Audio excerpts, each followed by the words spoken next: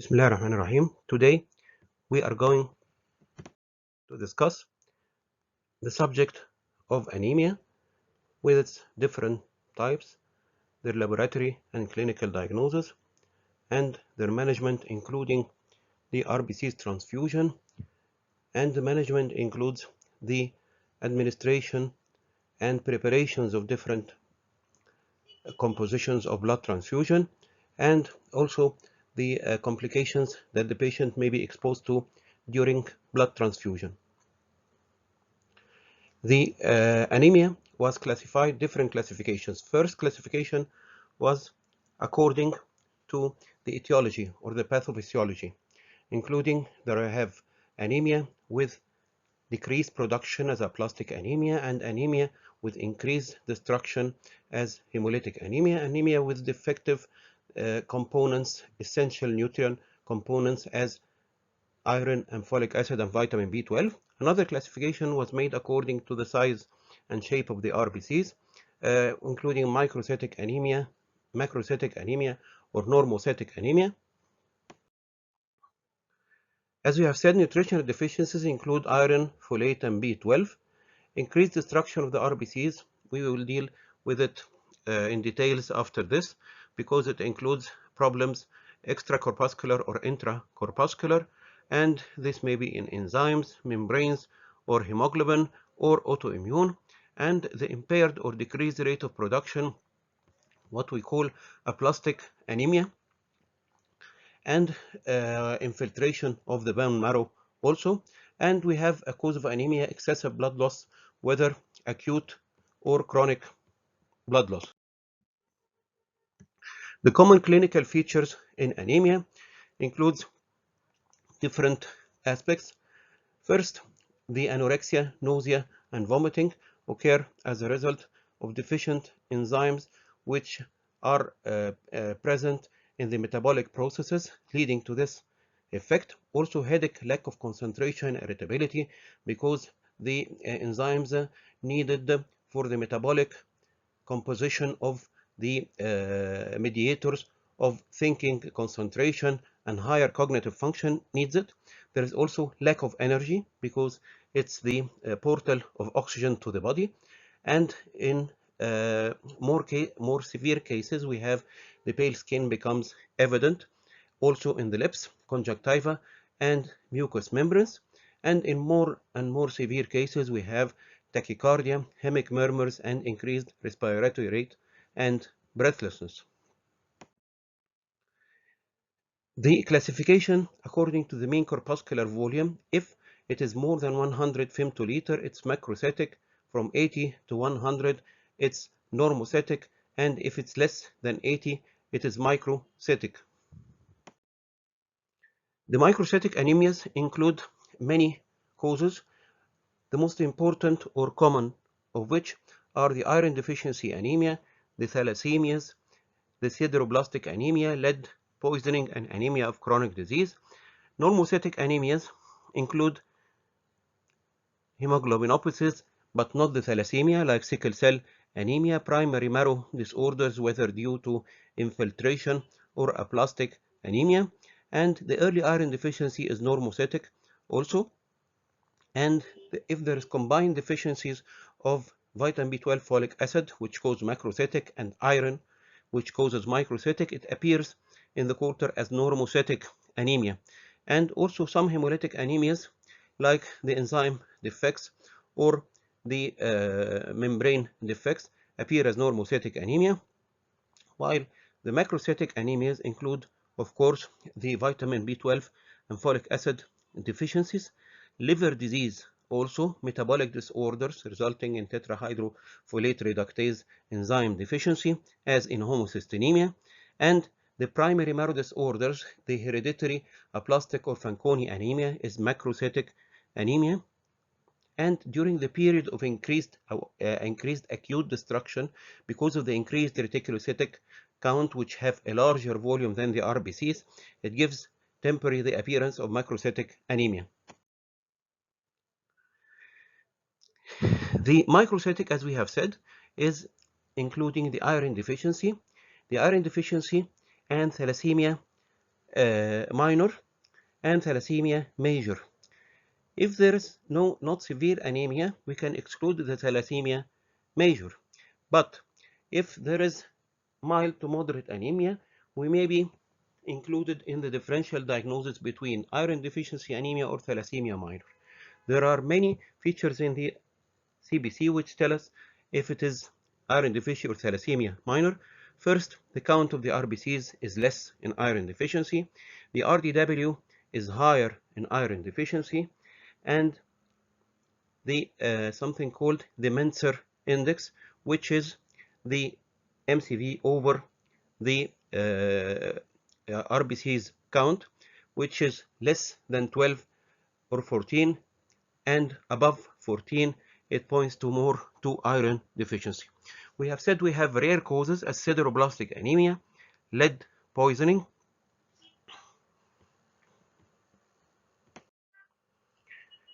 Iron deficiency anemia, what is the cause? The commonest cause is inadequate supply of iron, and it is very common in the first year of life because of delayed weaning or delayed introduction of iron-rich foods to the infant, while the stores taken from the mother become consumed after the age of 6 months, or maybe early introduction of cow milk. This early introduction results in cow's milk intolerance with loss of RBCs, chronic loss of RBCs in the stools, leading to iron deficiency anemia beyond the compensation of the nutrition and iron. Impaired absorption in any malabsorption process, for example, celiac, there is iron deficiency anemia, and blood loss, as we have said, in the cow's milk allergy. If there is excessive demands for iron required for growth, for example, during the period of puberty. Iron deficiency anemia, we have said there are symptoms due to decreased iron containing enzymes, lack of concentration, or nausea and vomiting, and other symptoms due to tissue hypoxia as lack of energy, easy fatigability, and pallor. It is diagnosed not only with the CBC with the parameters in it of the MCV, MCH, but it's also diagnosed with iron studies doing ferritin, serum iron, and total iron binding capacity. Medical treatment in most cases is treated with oral ferrous sulfate. The dosage vary with age from 4 to 6 milligrams per kg per day. Sometimes if there is malabsorption or failure to respond, we may need to give the iron intravenously by calculating the amount needed for correction and giving it twice or 3 times per week on the average for 2 weeks. And then we have the anemia of chronic disease. Anemia of chronic disease, it develops over 1 to 2 months. It is usually mild to moderate. In most cases, it's normocytic, but in 30% of cases, it's microcytic. The white blood cells and platelets, because there is usually an inflammatory process of the chronic disease, are either normal or even increased as a response from the bone marrow due to this chronic disease. What happens in the anemia of chronic disease? First, there is inflammation. The cytokine affects interleukin-1 and TNF, and the DNA and RNA iron response elements which are deficient. Both of them will lead to decreased erythropoietin responsiveness. This leads to anemia and decreased transferrin synthesis. Also, the mobilization of ferritin from the macrophages is decreased, resulting in decreased serum iron despite adequate stores and increased serum ferritin in anemia of chronic disease. There is also reticulocytopenia because there is effect in the composition needed to produce a precursor of the red blood cells. This improves remarkably after given iron.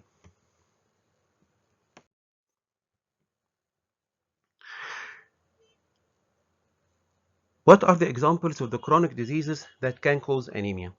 First, thyroid disease, hypothyroidism, collagen vascular diseases, including familial Mediterranean fever, rheumatoid arthritis, also inflammatory bowel disease, and chronic infectious diseases as tuberculosis and osteomyelitis and renal failure. Then we come to the macrocytic anemia. If it's more than 100 to 110, we should look for other causes of macrocytosis. For example, as we have said, the Fanconi anemia, and if or myelodysplastic syndrome. If it is more than 100 femtoliter, this is a significant number which usually points to folate or vitamin B12 deficiency. So, as we have said, we have the macrocytosis happening when we are having reticulocytosis and in liver and thyroid disease and myelodysplastic syndrome. Of course, vitamin B12 and folic acid deficiency.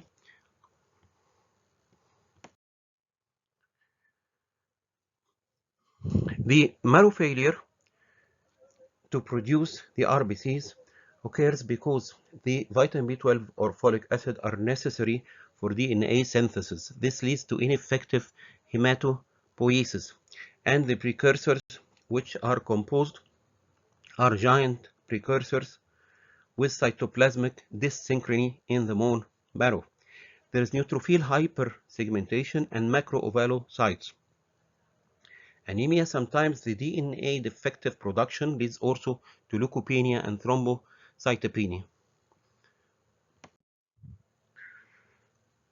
The deficiency of vitamin B12 as a dietary product, and also folic acid, which is usually relative according to the increased demands, for example, during pregnancy and chronic hemolytic anemia. In addition, there is a hereditary cause which is called pernicious anemia. The stomach does not produce the intrinsic factor which is needed for the absorption of vitamin B12, and this leads to vitamin B12 being not absorbed. We have cells which are large, megaloblasts. When they are this large, they are fragile, they easy rupture, and thus cause the anemia.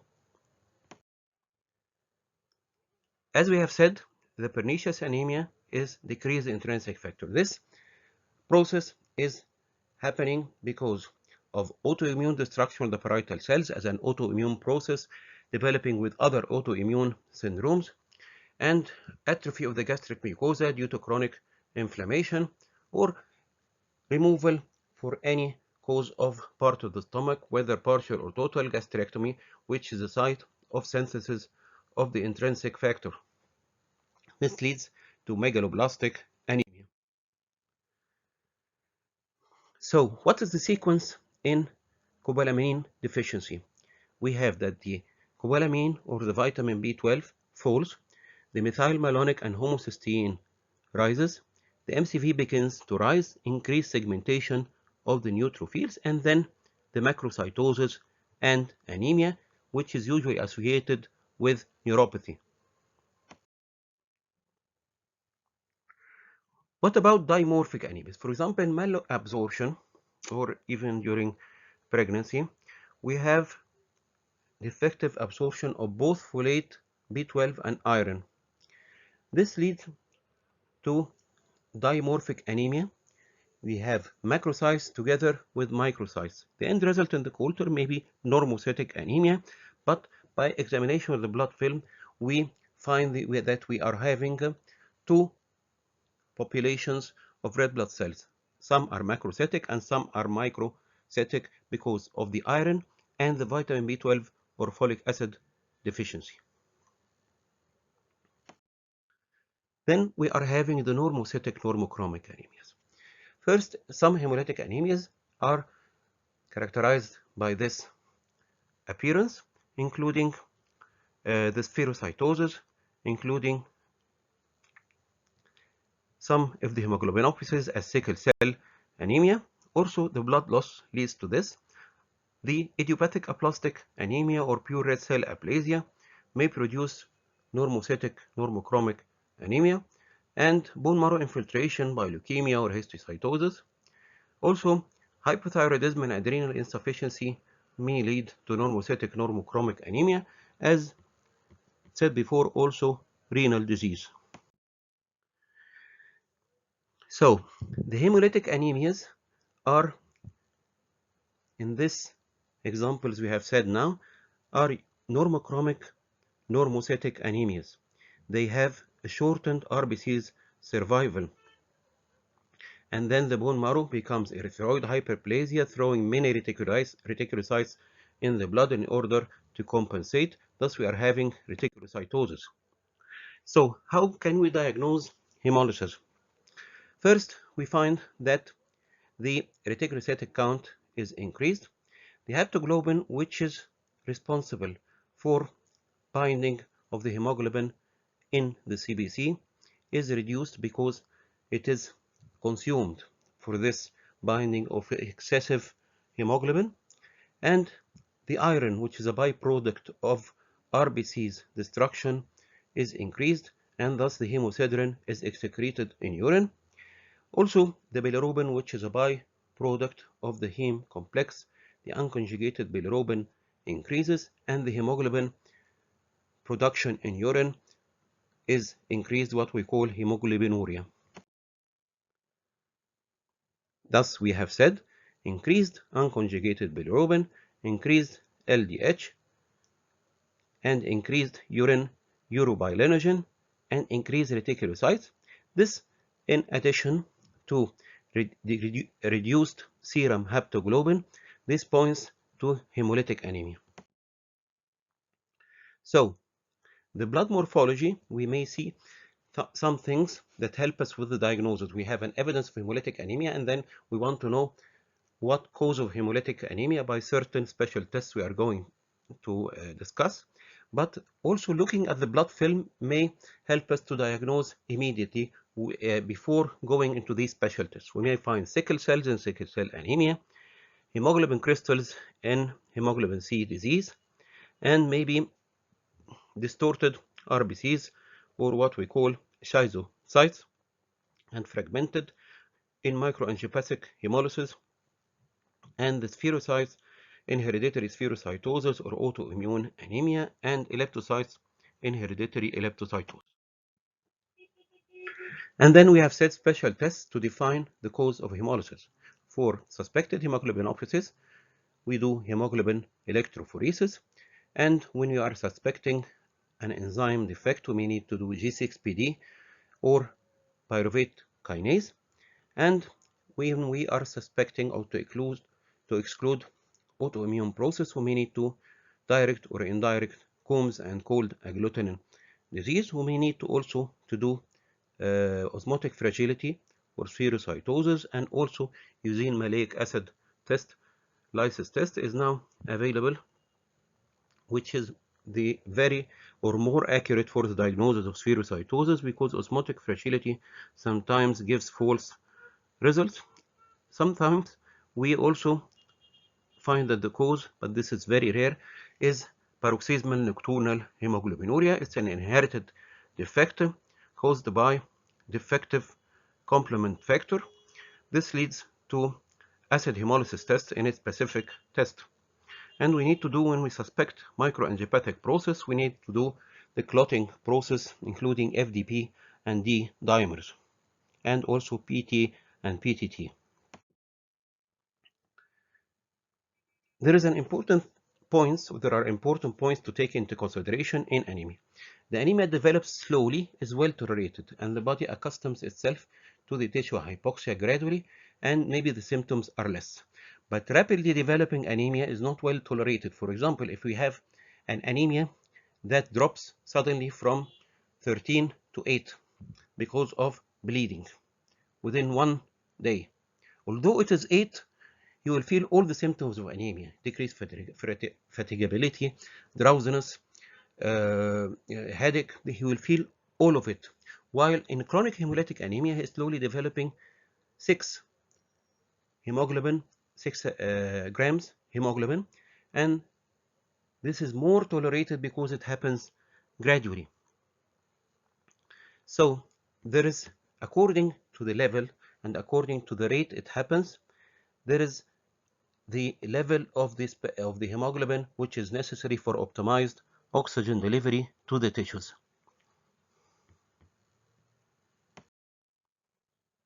So we say the globin chain defects or the hemoglobinopathies.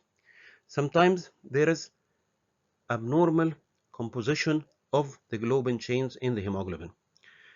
In sickle cell anemia, there is replacement of the amino acid, which is usually present in the beta chains, being replaced by valine amino acid. This replacement leads that the RBCs become easily taking the sickle-shaped effect when exposed to hypoxic or infection factors. This sickle-shaped RBCs, as we can see in the picture, become easily hemolyzed, leading to chronic hemolytic anemia, and also may cause vasoocclusion, and we will discuss the consequences of this vasoocclusion in sickle cell anemia on different organs. And the other type are thalassemias. Thalassemias have reduced globin chain synthesis. There is no abnormal composition of the chain, but there is reduced effect. For example, we have reduced beta chains in beta thalassemia, reduced alpha chains in alpha thalassemia.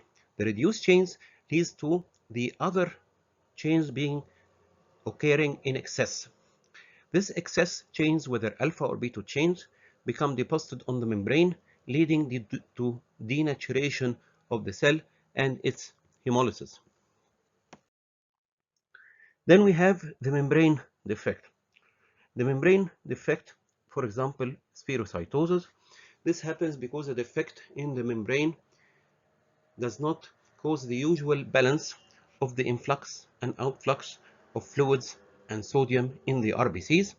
So excessive influx into the RBCs, even at more concentrated levels, causes the RBCs to become spherical in shape. This spherical in shape is less deformable and more fragile than the usual shape of biconcave discs, cannot pass easily between the small blood vessels and the spleen, and thus becomes destroyed, causing hemolysis. The red cell enzymopathies, as the most common of it, is G6PD, which is known locally as anemia fool. It occurs after oxidant stress because this enzyme is responsible for protecting the RBCs against oxidant stress. This may be foods or drugs, as we will see later.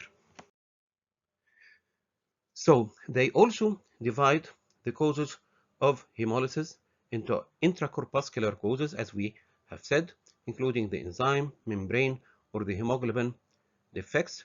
There are extracorpuscular defects outside the RBCs. They may be autoimmune, caused by hemolytic transfusion reaction or systemic lupus. And there are mechanical causes like hypersplenism and microangiopathic hemolytic anemia. And there are also infectious process, Clostridium tetani or Clostridium difficile may cause direct hemolysis of the RBCs. Also hypersplenism, when it becomes enlarged remarkably, the RBCs, maybe even the platelets or the white blood cells, become destroyed in the spleen.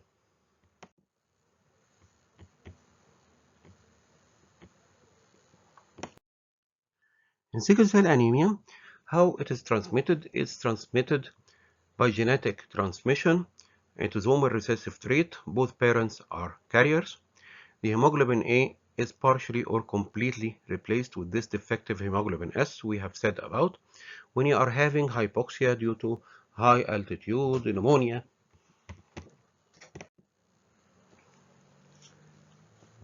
this high altitude has reduced amount of oxygen, and in pneumonia there is decreased oxygenation of the body.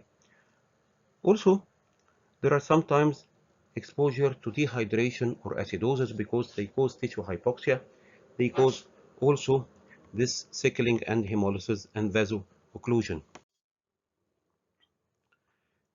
So, in sickle cell anemia, we have two main processes. We have increased RBCs destruction or hemolysis, and we have the process because of the sickling of the vaso-occlusion. The vaso-occlusion may occur at the level of the bones or the extremities, causing painful episodes in the peripheral joints, in the abdomen, in the back, very severe vaso-occlusive episodes. The problem with it is the pain relief.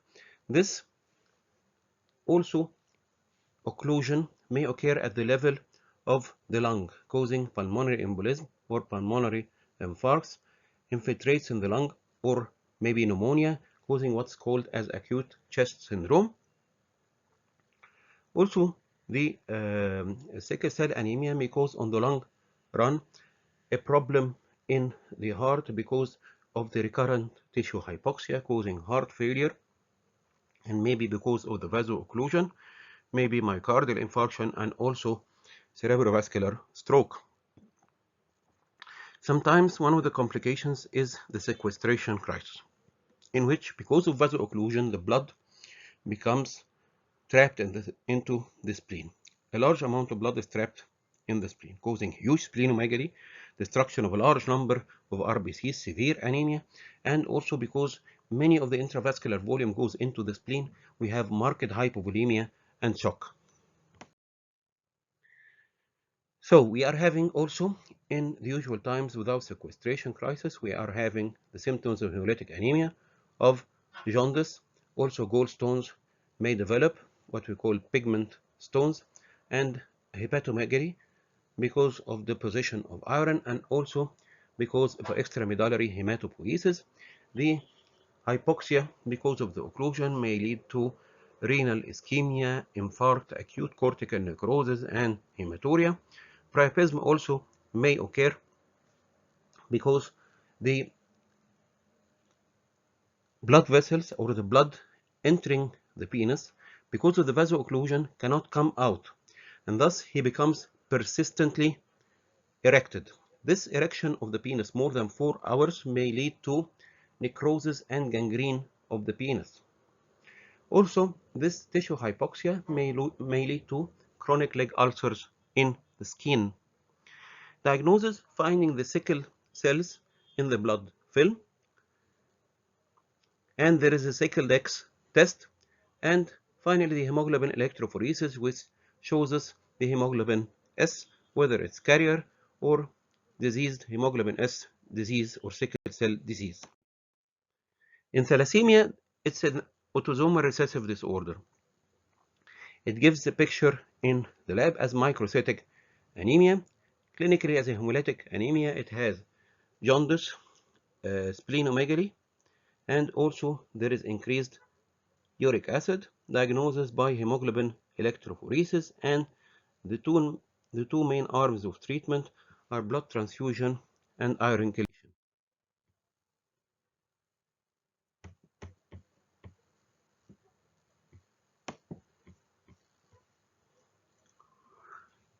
So these are examples of the hemolytic causes or the increased destruction causes. We have reduced bone marrow production of the RBCs. What we called marrow failure, also infiltration of the bone marrow by leukemia, histiocytosis, or even metabolic tissue in Gaucher disease. And this aplastic anemia may be hereditary, as in Fanconi anemia. It may be in multiple lineages, as in the part of aplastic anemia and infiltration, or it may be only in the RBCs occurring, which we call pure red cell aplasia. So this is a general aspects of anemia in patients. So an important component of the management of anemias is the administration of packed RBCs. So the packed RBCs may be legible in the storage for 35 days. Sometimes we need fresh packed RBCs because it contains less potassium, more coagulation factors, and the risk of bacterial infection is less. We are giving it in a dose of 10 to 20 milliliters per kg. Every 5 milliliters increases the hemoglobin presumably 1 gram percent, according also if the donor has a higher or lower level of hemoglobin. And there is other products which may be given by transfusion, but they are outside the scope of our management today, including factors as cryoprecipitate and white blood transfusion, fresh frozen plasma, and platelet concentrates.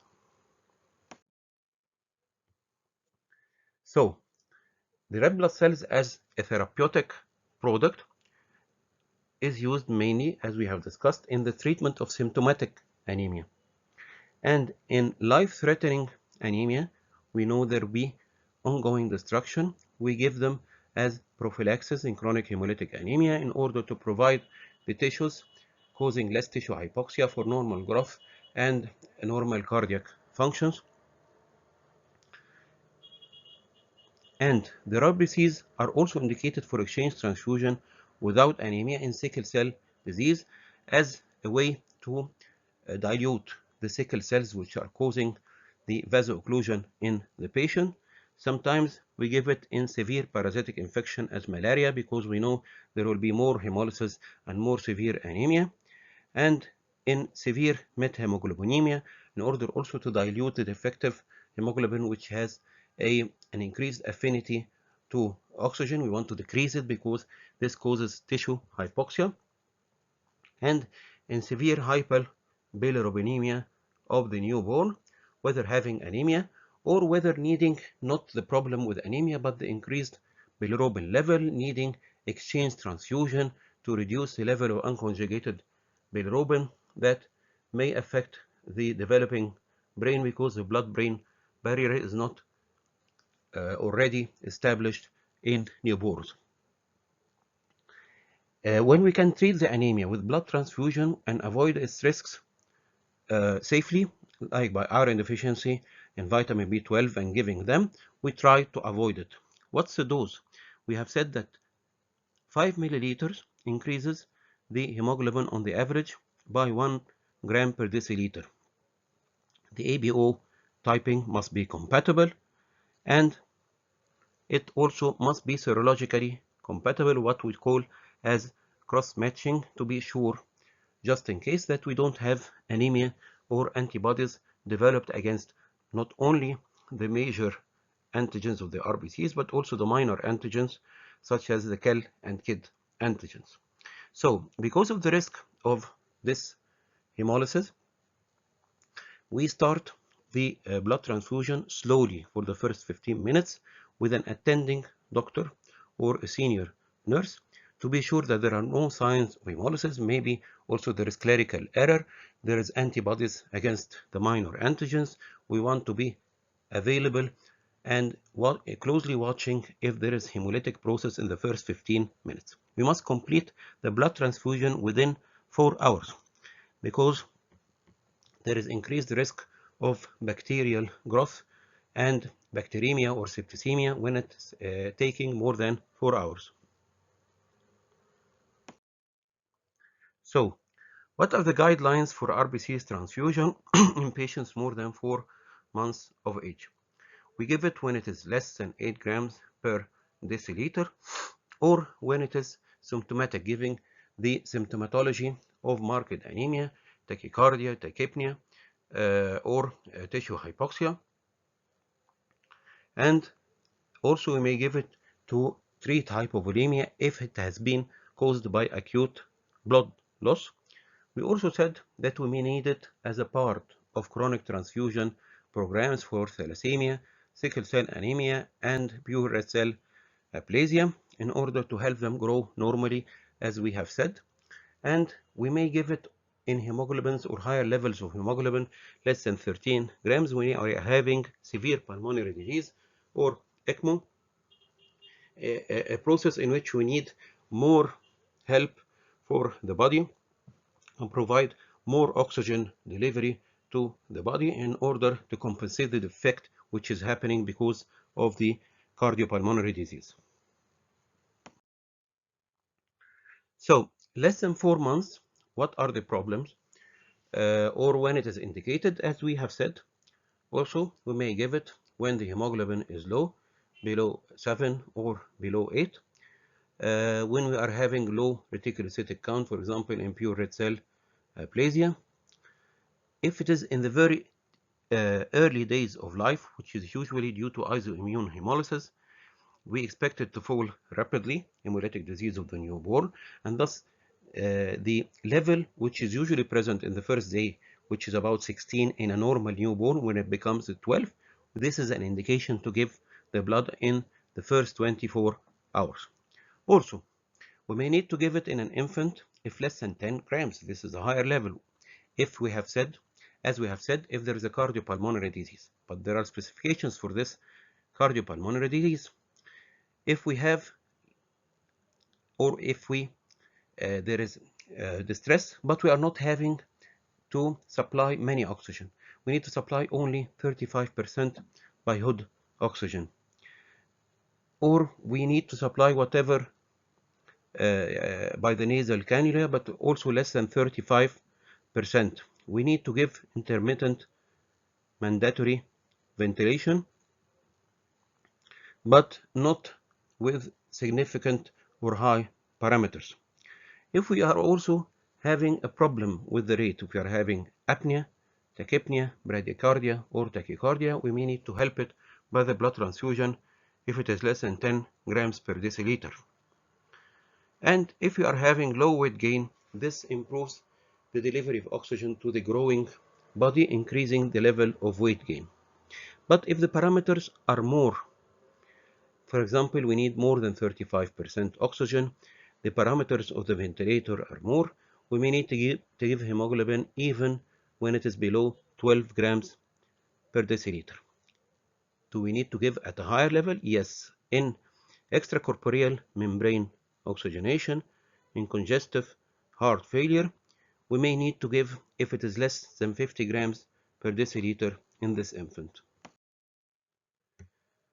So, we need to provide the best chance for the infant in order not to make him needing or not to make him requiring blood transfusion with its hazards later on. How can we do this? First, delayed clamping of the umbilical cord to take as much as possible from the placenta blood, which can improve his hemoglobin level. Also, when we are having one admitted in the incubator, we don't do many blood sampling, unnecessary blood sampling. We restrict it to the necessary ones because he has a low blood volume. This may cause anemia in increased blood sampling. We may also need in prematures to give erythropoietin to stimulate erythropoiesis, in addition maybe to iron supplementation. And when we give RBCs, it must be properly collected and stored, and also screened for the any incompatibility or viral infections, and also the may need to collect and transfuse the umbilical cord blood of the patient. If he needs blood transfusion later on, he may give autologous blood transfusion.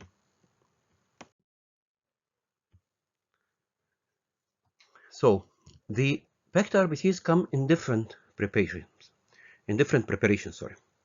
These different preparations are put in order to deal with certain problems or certain conditions in the patient.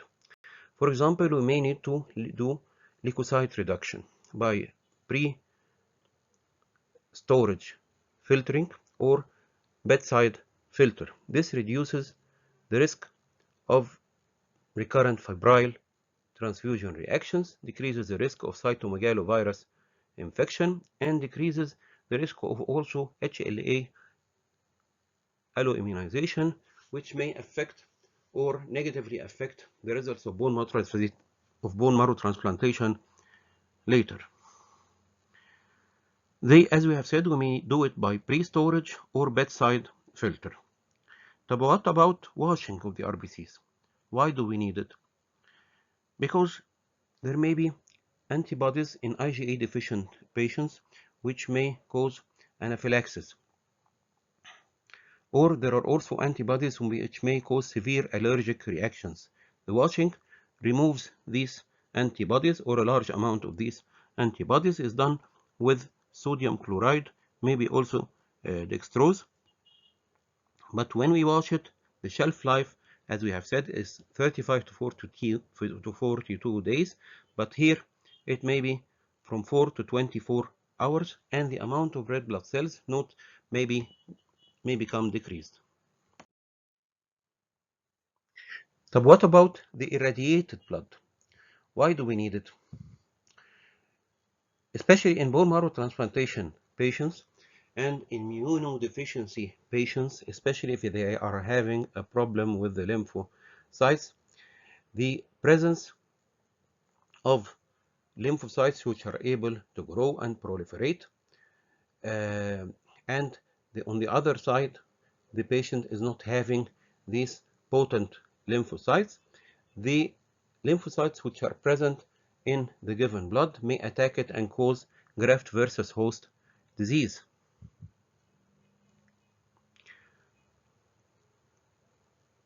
So, when does this happen, or when does this is needed? In congenital immunodeficiency and in intrauterine transfusion. Sometimes we need an intrauterine transfusion to give it, especially to avoid hydrops fetalis, and in allogenic hematopoietic cell transplantation because of the significant suppression of the host lymphocytes, and also in malignancies with decreased, because of the chemotherapeutic effects, there is decreased function of the patient's lymphocytes. Also, patients with aplastic anemia receiving antithymocyte globulin. This antithymocyte globulin reduces the number and the function of the lymphocytes. The radiation is given at a special dose written to you, and the shelf life is 28 days.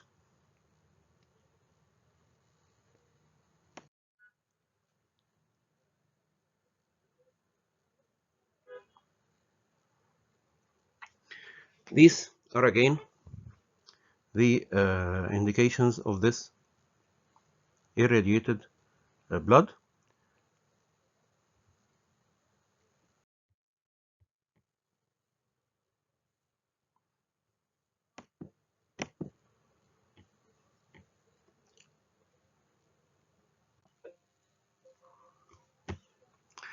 Then, what about the testing or the pre-transfusion testing? We may need to test for the RBC's antibodies, whether they are the major group antigens, the anti-A, the anti-B, and the anti-A and B, and also the minor group and antigens. We need to do the RH. The anti-D is part of the major antigens, and we may need to do the minor antigens. Sometimes there are antibodies present to them, which can cause significant hemolysis, as the C antigen and E antigen and KIL and KID and Duffy. We can do cross-matching. The major cross-matching is that we take the patient's serum and donor cells, because these, when are they destroyed, cause a significant reaction. But the minor cross-matching, which needs also to be signified, is tested by taking the patient cells and the donor serum.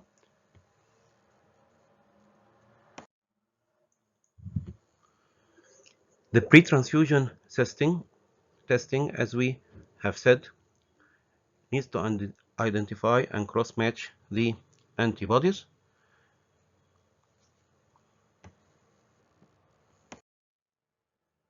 Then the administration of the RBCs. We have tested them for the proper antibodies, whether minor or major antibodies. We have prepared them with the proper preparation, whether they are washed, filtered, irradiated. Then how do we administer them? The dose is 10 to 15 milliliter per kg. If we need further amounts, we can give it after some time, especially in smaller infants where we cannot give a large amount and cause volume overload.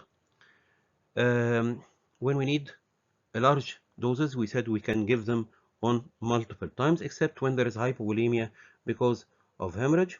Increased amounts of blood transfusion may cause the volume overload, hyperkalemia. We have said we are going to give it slowly in the first 15 minutes.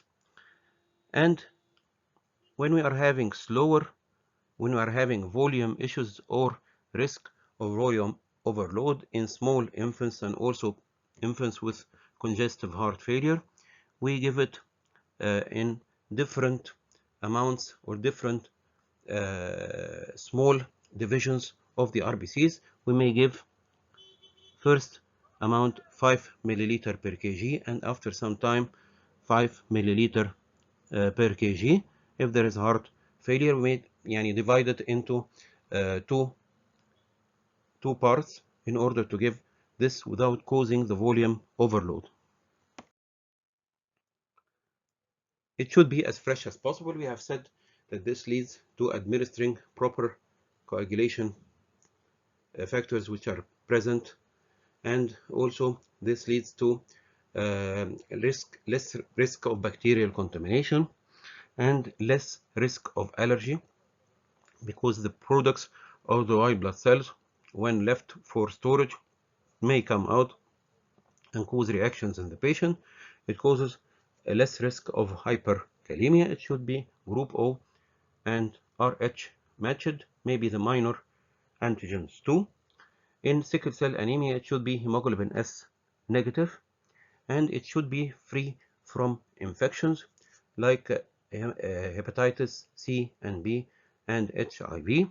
And if the patient is seronegative, we need to give CMV seronegative blood or leukoreduced blood, which reduces the risk of CMV transmission and irradiation, as we have said before.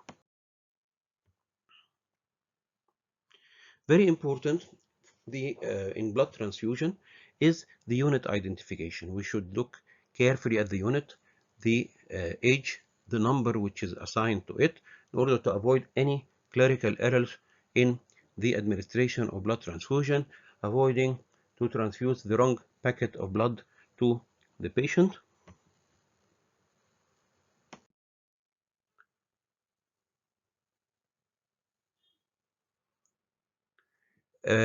Usually we need the blood bank to prepare different amounts of blood to be given to the patient in order not to dispose of the remaining parts. They do small units. Calculation of the dose is 10 to 20 milliliter per kg, as we have said before. And in the red cell exchange transfusion, in term infants, we may do 80 milliliters per kg. In preterm infants, we may do 100 to 150 milliliter per kg. So when we remove it from the storage, should we give it how fast? The RBCs, they should be started within 30 minutes of removing the bag from the refrigerator. The usual thing sometimes in the practice is to give it to the mother instead of putting it in a warmer, a thermal radiant warmer, to be warmed rapidly and healthy way. They give it to the mother to put her under her axilla and left for 2 hours. What's the problem of this? If not taken within 30 minutes, this increases the risk of bacterial contamination and causing bacteremia and septicemia to the patient. If there is higher temperature, it may be less than 30 minutes. It should be completed within 4 hours. And also, if there is higher temperature, it may be needed to finish it at even 3 hours.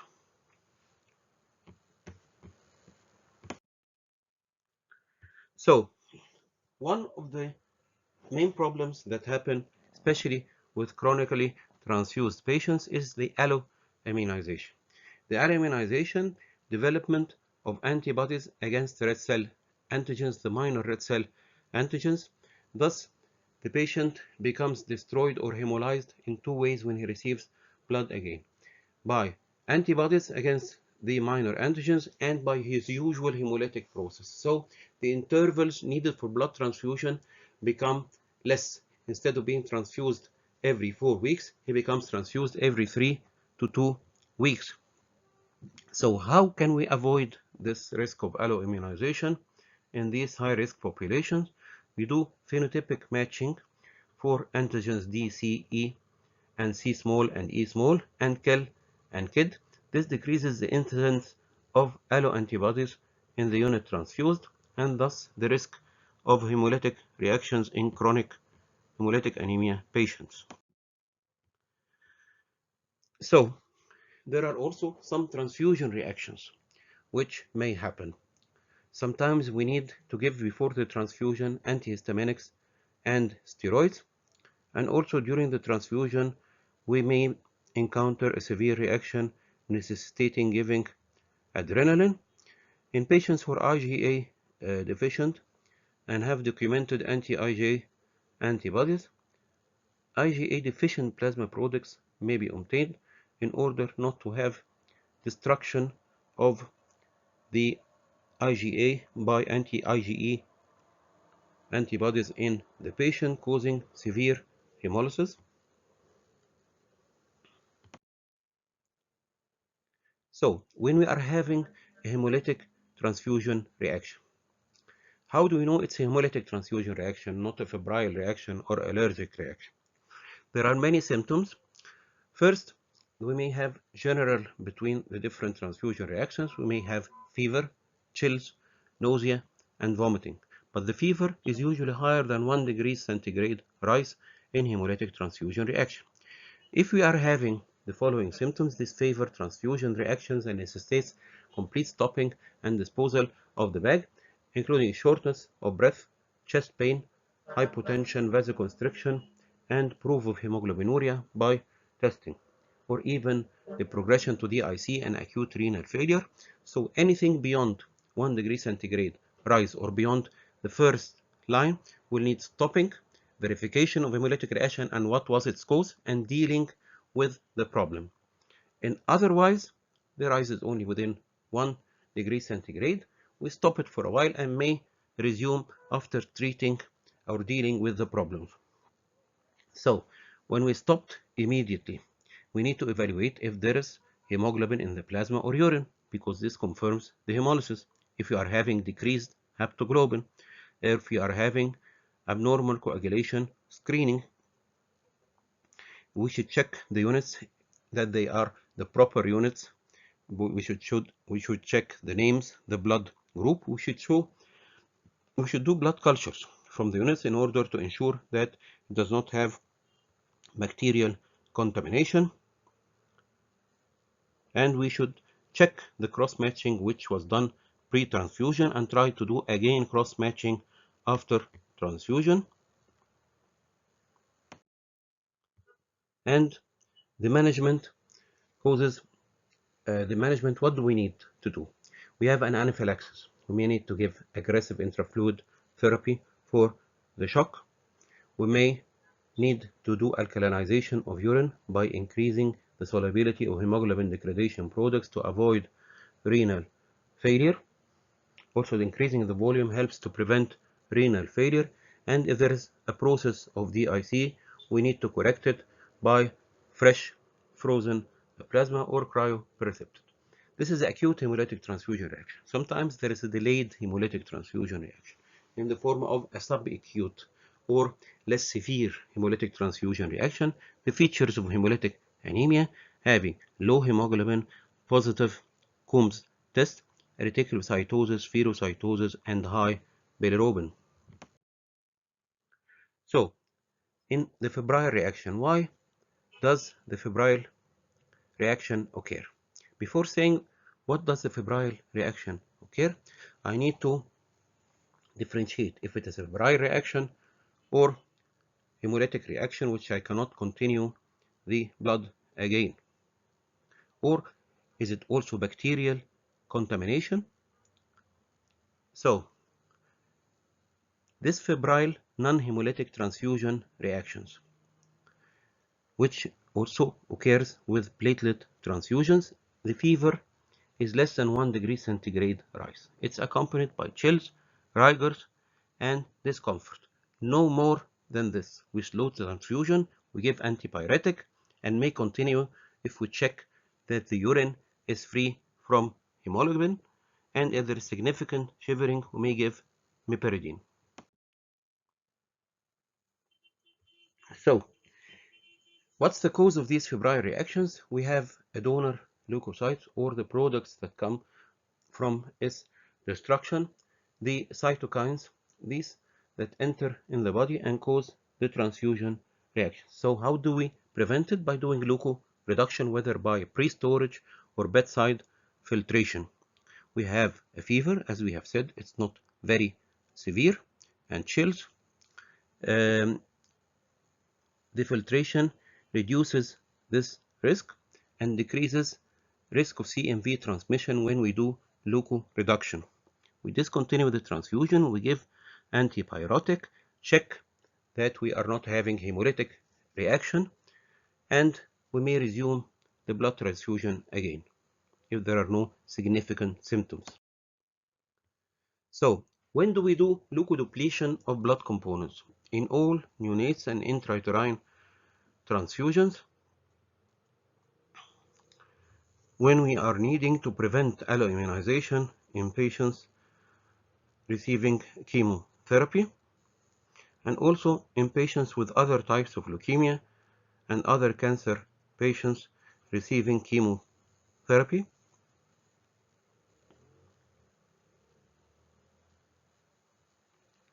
and also to prevent this febrile reaction if it is happening very frequently, especially in chronic hemolytic anemia patients, and to reduce the risk of CMV transmission.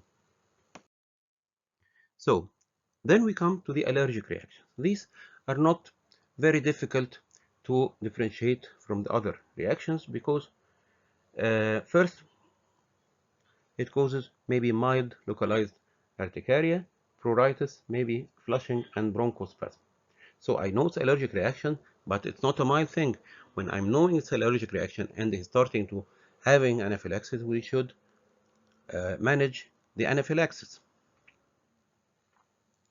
Here, the fever is missing, unlike the other reactions. What do? We stop the transfusion, administer antihistaminics, maybe steroids. We may do it as a pre-treatment if he's had it before. It occurs because an antibody response happens from the patient to soluble plasma proteins within the blood product.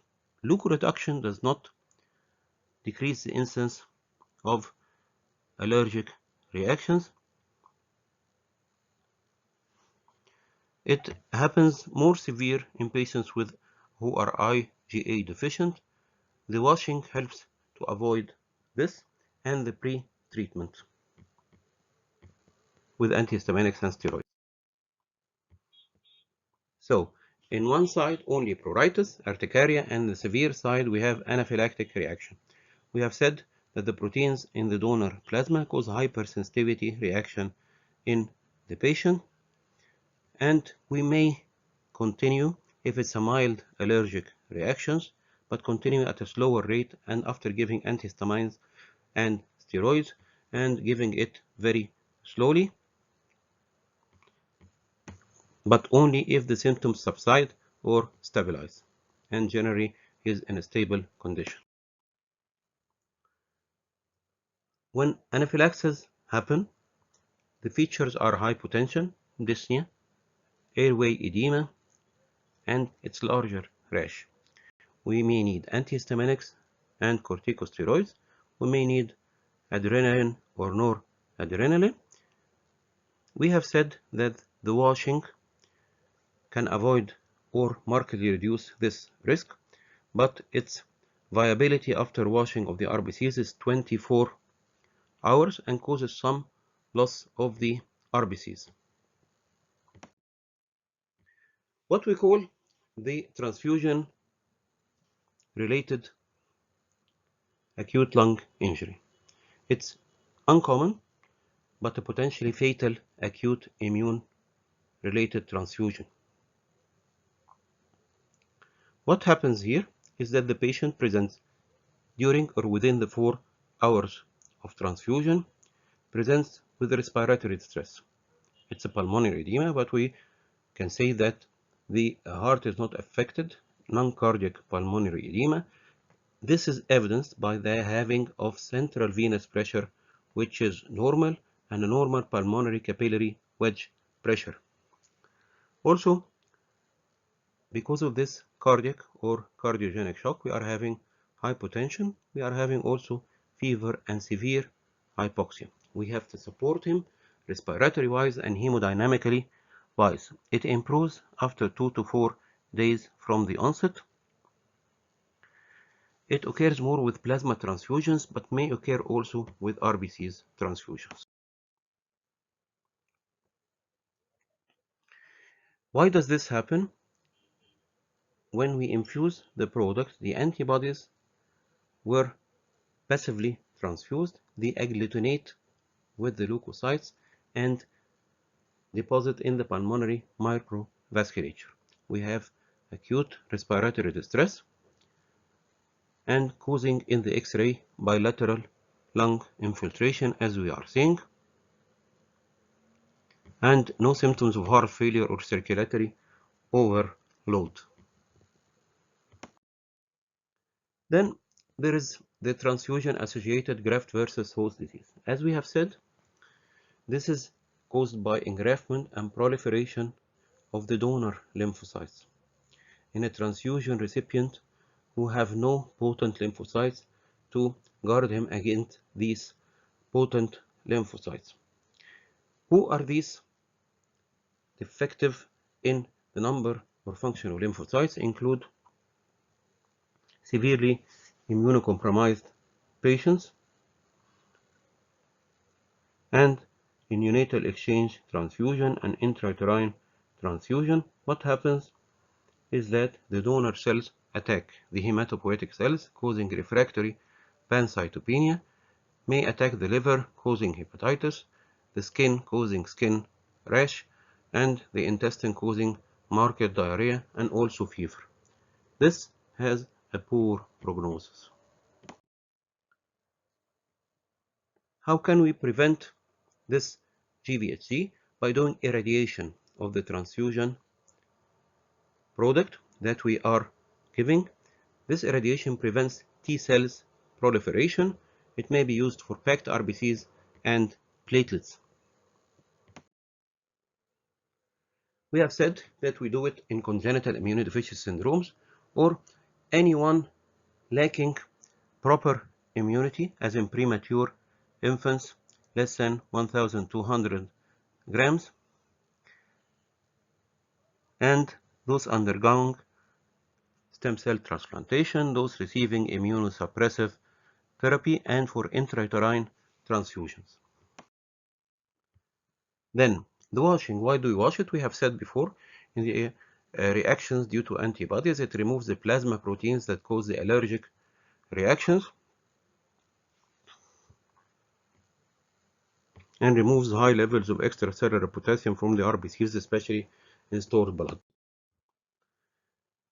Are there other complications of blood transfusion? As we have said, in addition to these reactions, yes, we have a problem of hyperkalemia in storage volumes which are large or have been stored for a long time. They may cause fatal cardiac arrhythmias and maybe volume overload. This is very famous that the nurse puts it. I'm telling her that he needs a certain amount and she forgets, causing heart failure for the patient. We have seen this especially in infants. This can be avoided by issuing small appropriate volumes of blood packs from the blood bank. Also temperature, if we are giving it when it is still not warmed, it may cause hypothermia. And also air may enter into the circulation because of appropriate or inappropriate tubing and increased pressure, causing air trapping in the lung, heart, and brain. And in sickle cell anemia, we have to give components negative for sickle hemoglobin, because this may lead to sickle cell crisis. So in sickle cell patients, we need to give negative sickle cell blood products, and also in infants with small blood volume or massive transfusion in neonates, because only the small amount coming from the blood transfusion will be or will be able to produce sickling by itself alone in a normal, very low birth weight patient. The bacterial contamination or sepsis may occur from the blood pack or from the skin while administering the cannulation. So the blood comes wet and becomes contaminated at this site.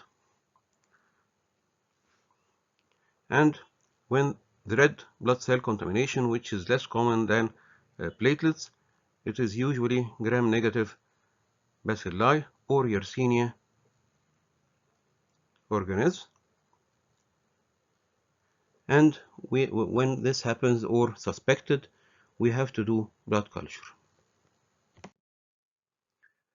As we have said, we need to test the blood products for any viral transmission or possible viral transmission for HIV, hemoglobin, hepatitis B and hepatitis C, and syphilis. The incidence now of hepatitis B is more reduced than this. Hepatitis C and HIV have more reduced percentage now, or more rare now, because the newer generations of testing for the antibodies or ELISA testing has a very small window period. And the problem with the window period, that when it becomes elongated, I cannot detect that this blood is having HIV because he is in the window period, 5 days. This probability increases when the window period is large, but when it is 2 days, the probability of having him tested in this specific 2 days becomes much, much less common.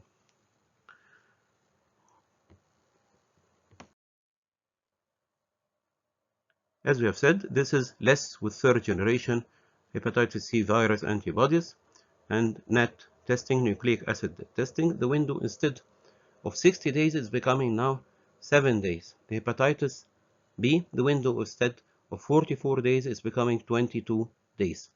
And in HIV, the window, instead of becoming 22 days, it's becoming 9 days.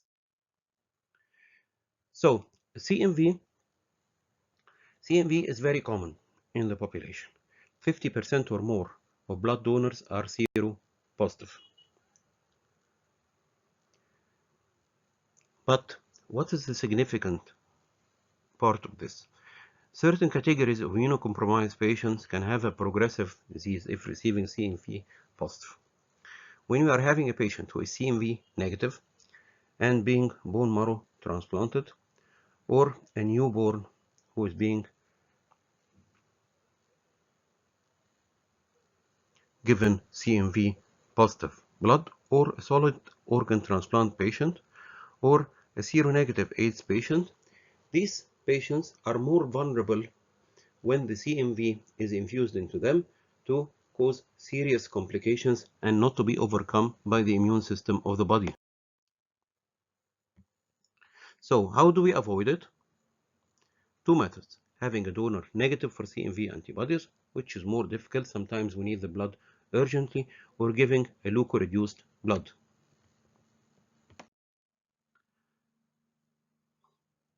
Sometimes in certain areas we need testing also for malaria and trypanosoma cruzi and toxoplasmosis according to how endemic in this population. We have said about the exchange transfusion when we are having hemolysis in the newborn, in the hemolytic disease of the newborn, and when we are having marked unconjugated hyperbilirubinemia, because this causes maybe kernicterus and permanent disability in the patient. If the ABO is diagnosed and the hemolysis because of the ABO system, we can give O packed RBCs with the RH matching, and we need to give it leukoreduced as we have said and irradiated. If not, or if the patient is more than 1,500 grams, we may need not to give it irradiated. When we reconstitute the blood, the part of the plasma which is given with the packed RBCs or the RBCs of the patient,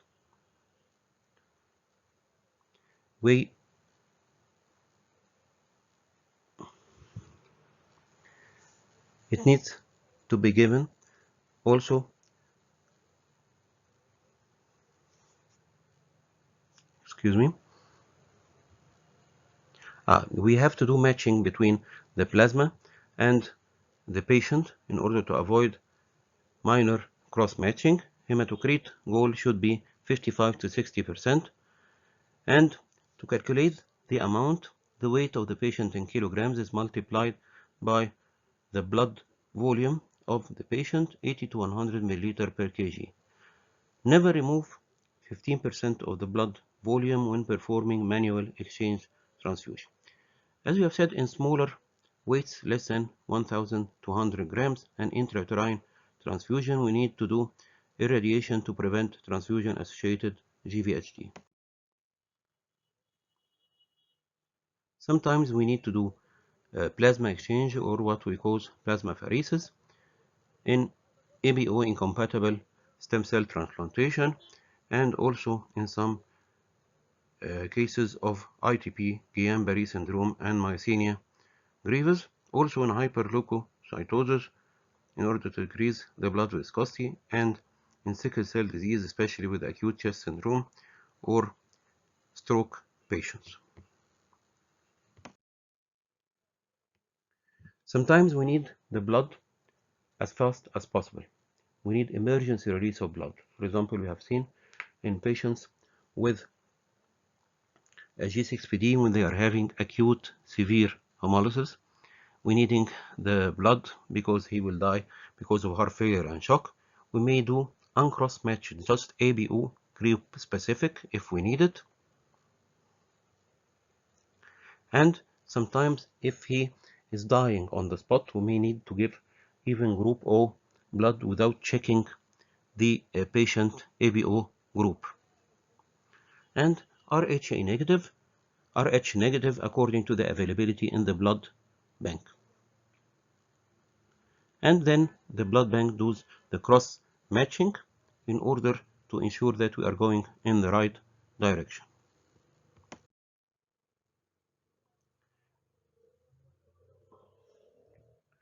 Also, when do we need to apply or give incompatible RBCs? When you are having severe warm autoimmune hemolytic anemia, never that we can cross match, also gives mismatching.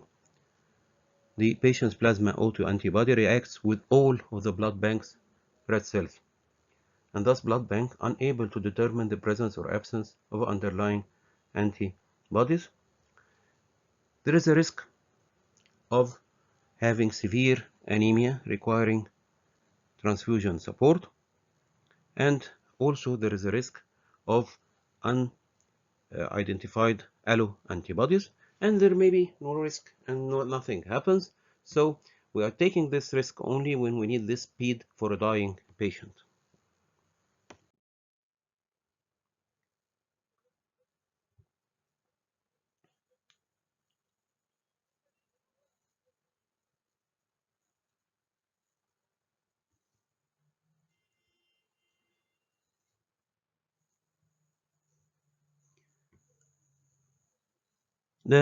When we are giving these patients this blood to save their lives, we need a bedside team beside the patient in order to watch his vitals and clinical signs for early intervention with proper communication between the blood bank and the doctor for also the proper intervention in the proper time. Thank you very much.